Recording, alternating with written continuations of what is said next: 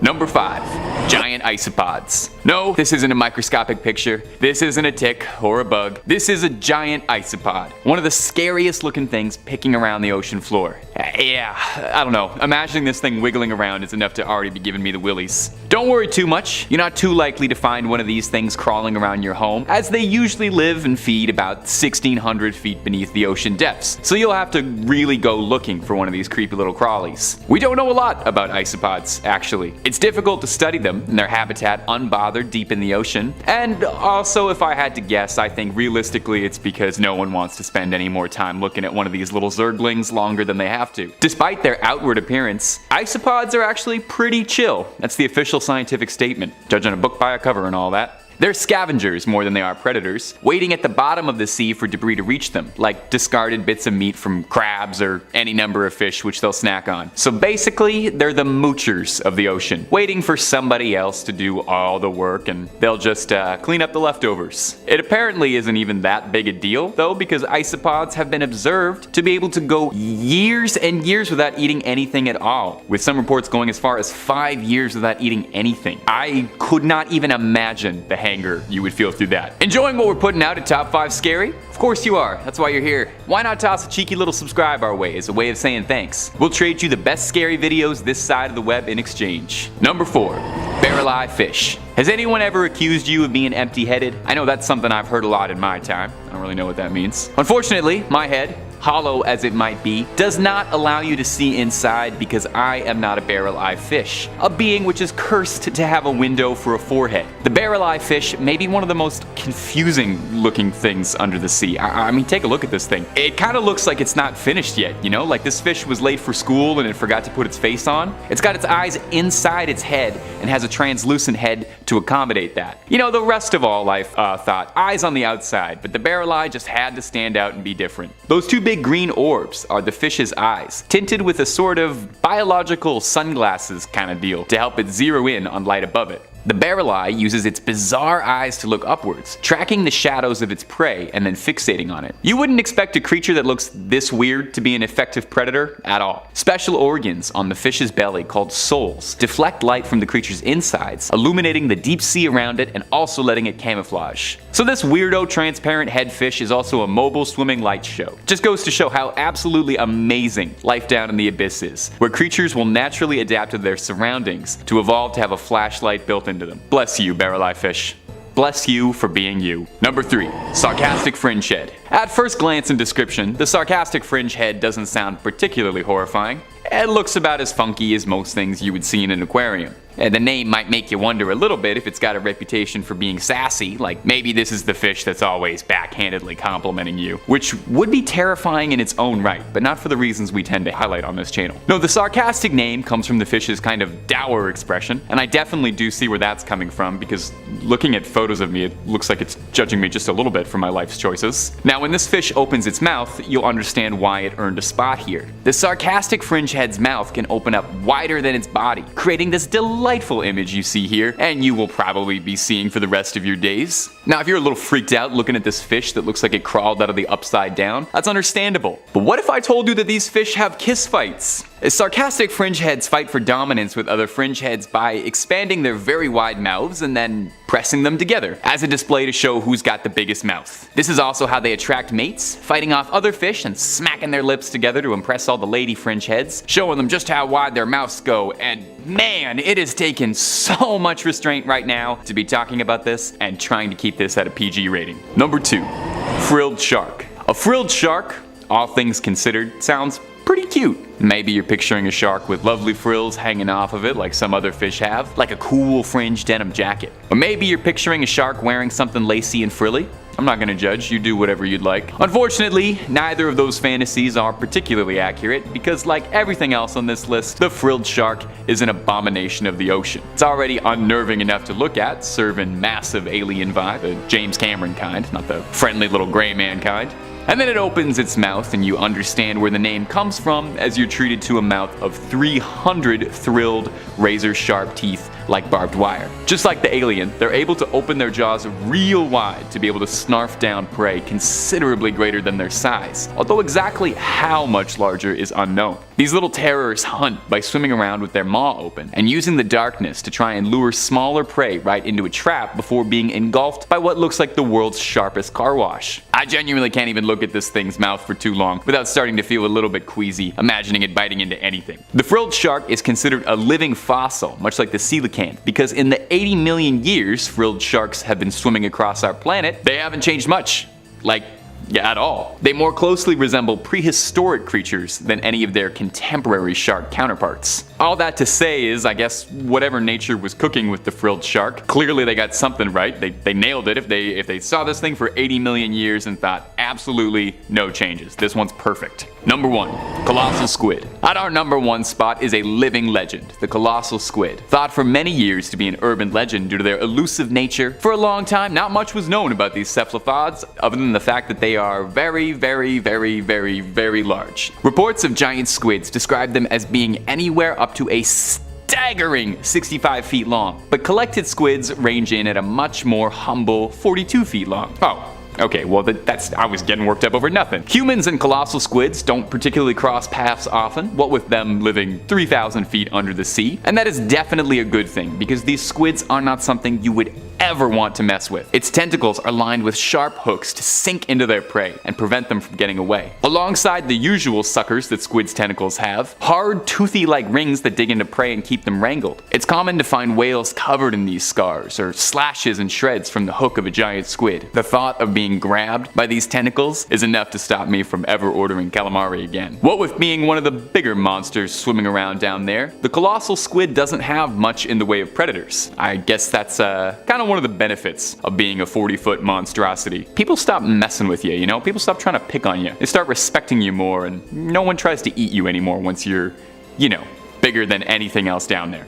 Number 5 on this list is the whalefish.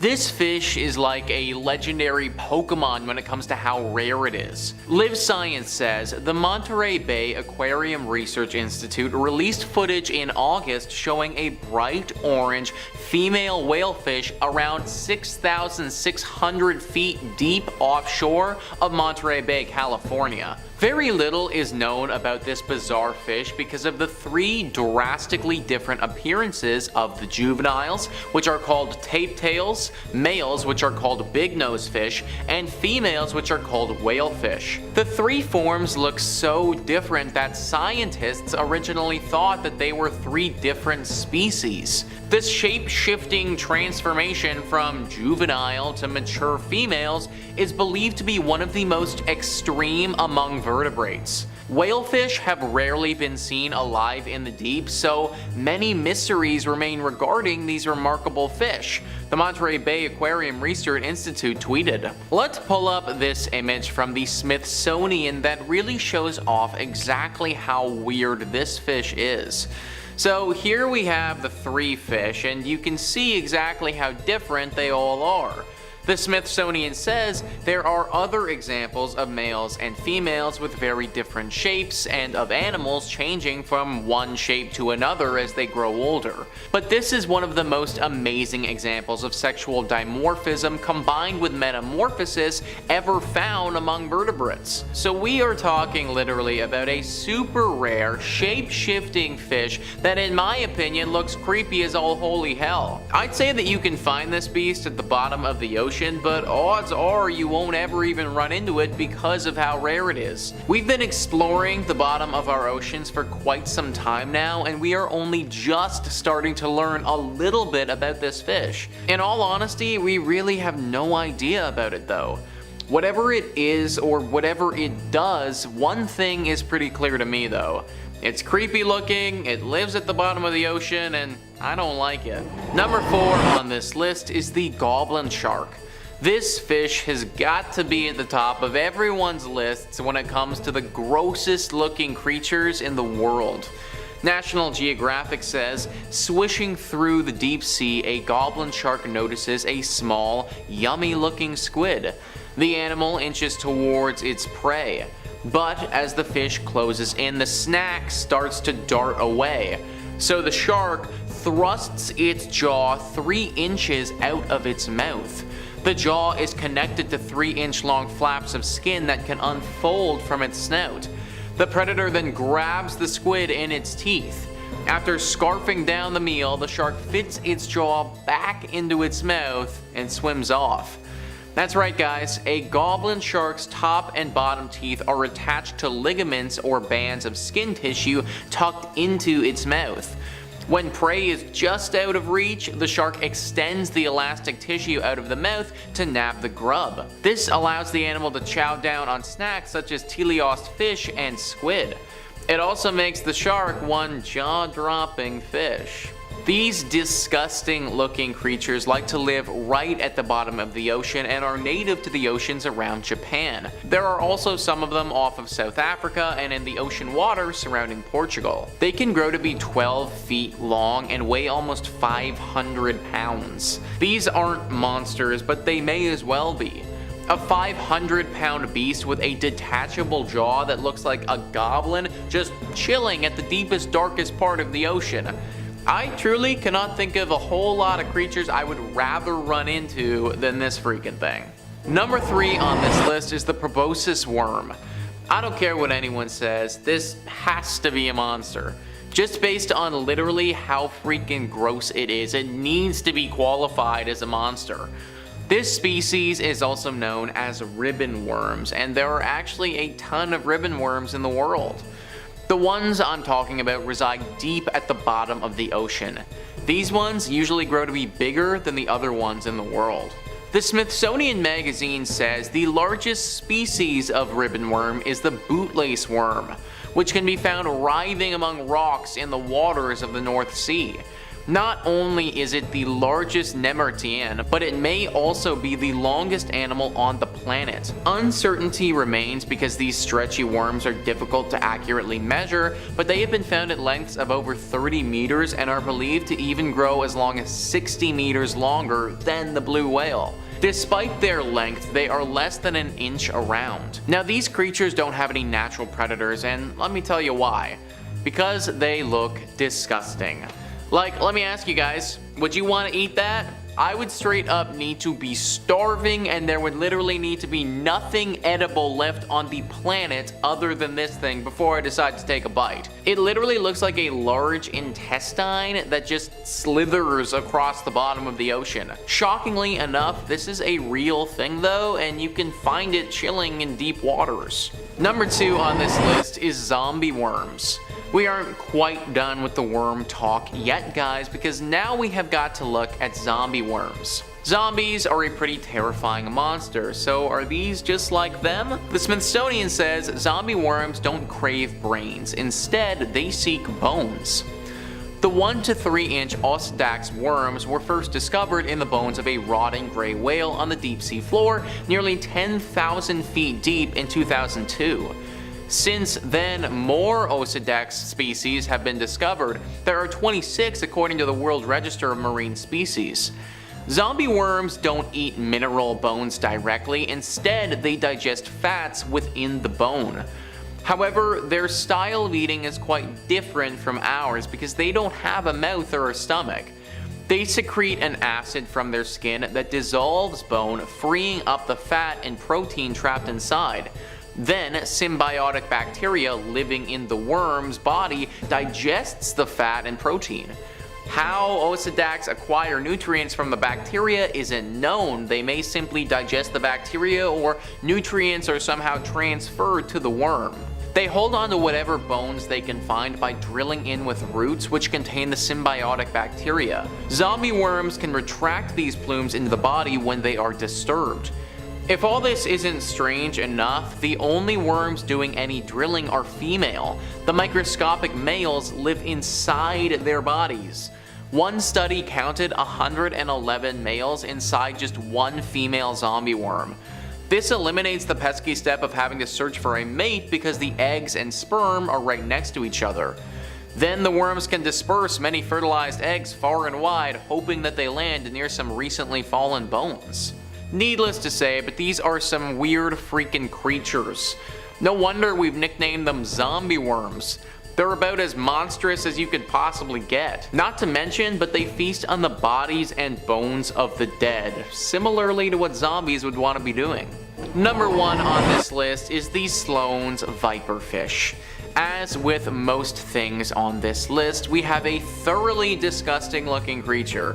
This thing is just as dangerous as it is disgusting though. The Twilight Zone says, like many of the inhabitants of the deep sea, Sloane's viperfish sport light-producing organs called photophores along its body. These flashing blue, green, or yellow lights might attract tasty snacks, but they're most useful for masking the fish's silhouette from predators below. They're also useful for grabbing a meal. When prey comes near, the viperfish drops a glowing light on its dorsal fin ray like a fishing lure in front of its mouth and snap. A muscular jaw filled with clear, sharp teeth comes crashing down like a guillotine. Lucky for the viperfish, its first vertebrae has evolved to act as a shock absorber for that powerful bite. This is the deep sea version of a piranha, except way more deadly. If you were getting attacked by piranhas, there would likely need to be multiple of them to attack you to actually win. I could totally see a world though where you lose one-on-one versus this thing though.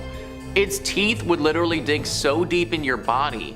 Even at the thickest part of your body, this thing has the potential to go all the way through if it bites you well enough. Thank goodness it's swimming thousands of meters below us and we don't need to worry about it popping up on our next snorkeling adventure. Number 5 on this list is a mistake. So I know that's kind of weird. How do you discover a mistake? Well, in a story from One Dumb Diver, and yeah, that is their actual handle, they do just that. They write, "When I was 15, I took the family boat out and dove the reef myself to clear my head. That was mistake number 1. I was down at a depth of about 90 feet when I was only rated for 60. While diving, I spotted a 3.5 meter mako shark coming right at me. For those who are unaware, makos are basically the cheetahs of the ocean and they only have 2 speeds. Curious, which is harmless, and lunch. This guy was in lunch mode, so I hovered, as I'd been trained to do since there was no way for me to escape it. Nowadays, we dive with shark shields which emit electronic pulses that freak the sharks out and keep them away, but back then, what we used was essentially a chainmail sleeve, the idea being that sharks hate the taste of metal, so if you give it your arm, it'll bite down, decide you're gross, and move along. So I wait, and it comes, and I make a perfect move to give it my arm. However, just before the crunch, it occurred to me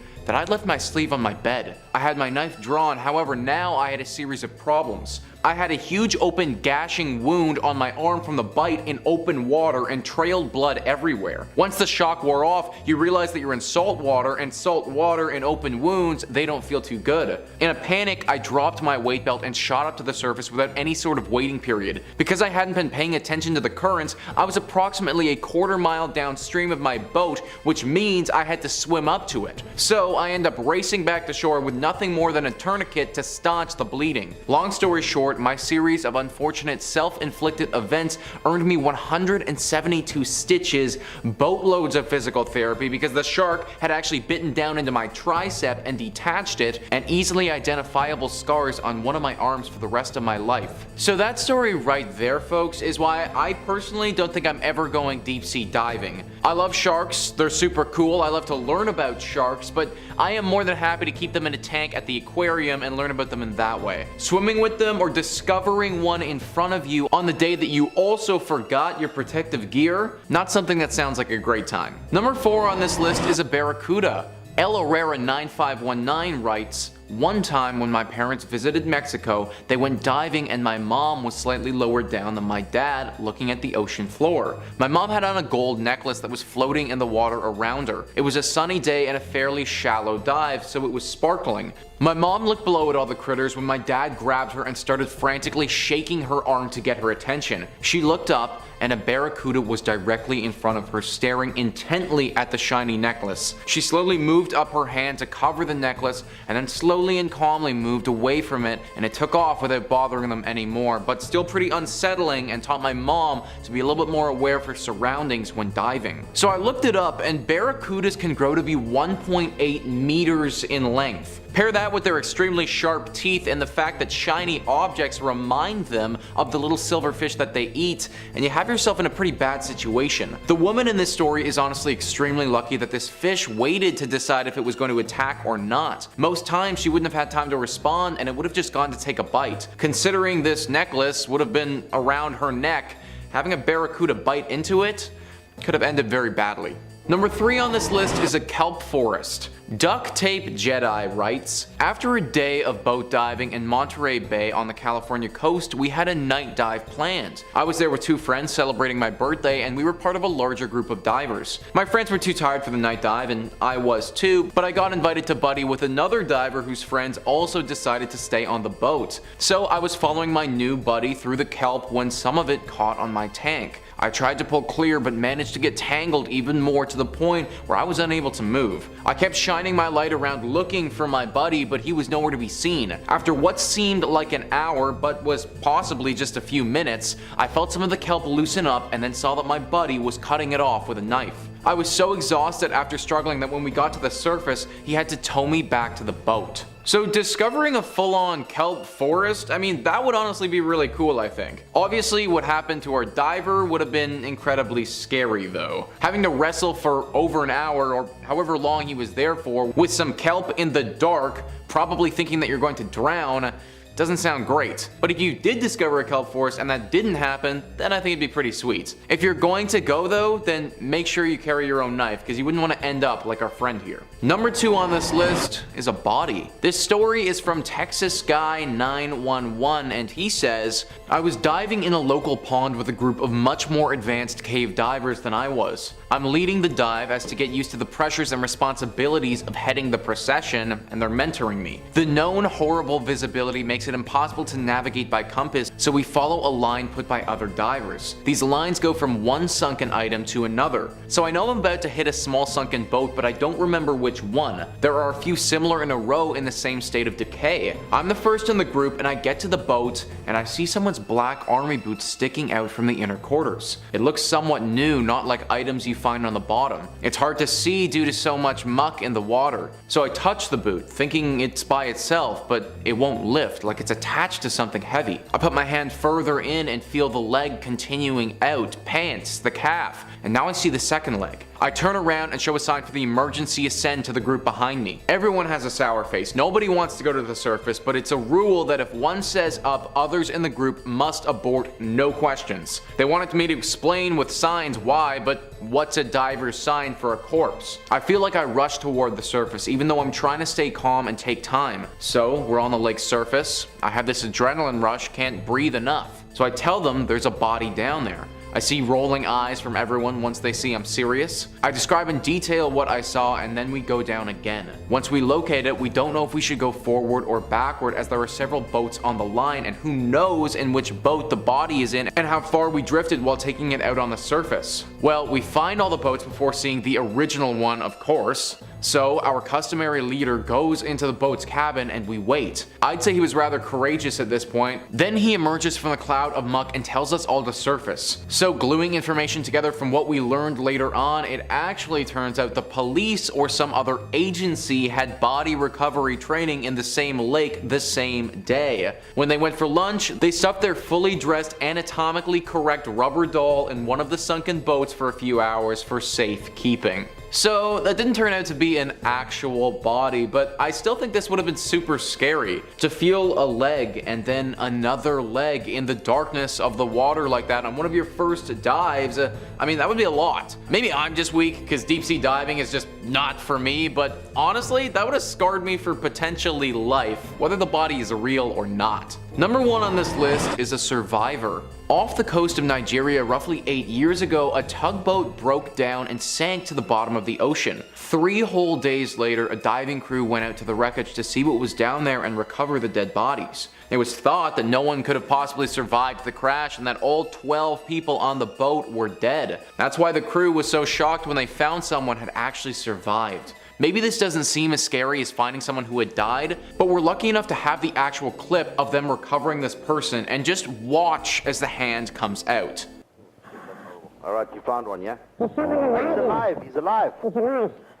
The startled dive team discovered the tugboat's cook had survived for 3 days. So that one image of having a hand reach out of the dark and stormy nothing would have actually terrified me. Not to mention that man who survived down there. That would have been 3 days by himself surviving in this tiny air pocket, most likely believing that the world has left you for dead. This is definitely one of those scary discoveries that's for the better because someone's life was saved, but as the Reddit user Edgar writes, I can't imagine how creepy and unexpected it would be to be on a mission to recover the dead and have a hand reach out to you like it did. Number 5. Rose-veiled fairy wrasse. The C. finifenma was spotted by John Randall in the early 1990s and was initially thought to be just an adult version of C. rubris quamus, a fish from the Maldives. However, just a couple months ago, a new strain of species was finally caught and analyzed. Though there have been hundreds of fish caught off the coast of the Maldives, this colorful, mesmerizing new addition is the first ever to be formally introduced and recognized as a brand new species. Alright. Welcome to Earth, little buddy.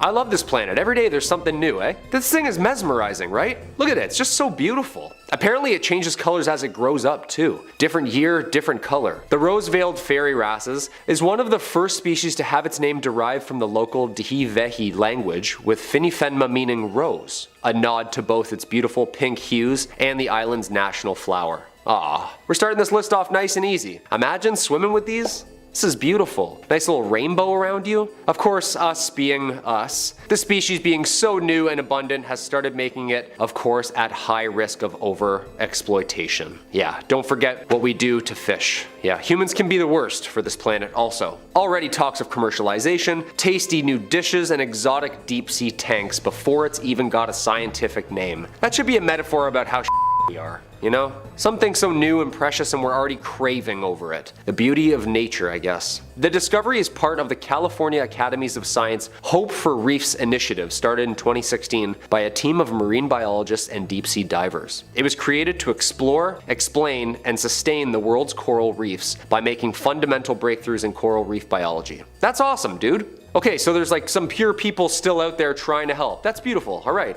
One for humanity. Okay, we're trying here. Number 4. The blanket octopus. The blanket octopus gets its name from its female counterpart, the very rarely seen and supersized female blanket octopus. She has a long fleshy cape that wraps around her tentacles. This cape makes the octopus appear larger and more intimidating to predators. Though the female blanket octopus is already large, growing to around 2.5 meters in length, the males only grow up to about 1 inch, weighing in at a monstrous 1 pound. Alright. The caped female growing upwards of 40% bigger in mass and size. 40% his size. Okay, this species is much more interesting now. 40 times bigger than its counterpart? Just a little guy, you know? You got this, little man. That's like us dating a sperm whale. How does he not get lost in that big cape? Hey, soulmates are soulmates, right? In fact, the blanket octopus exhibit one of the most extreme sexual size dimorphisms known in any of the animal kingdoms. That's a really cool fact. Unique love, you know? That's like Donkey and Dragon from Shrek. But on a bleaker note,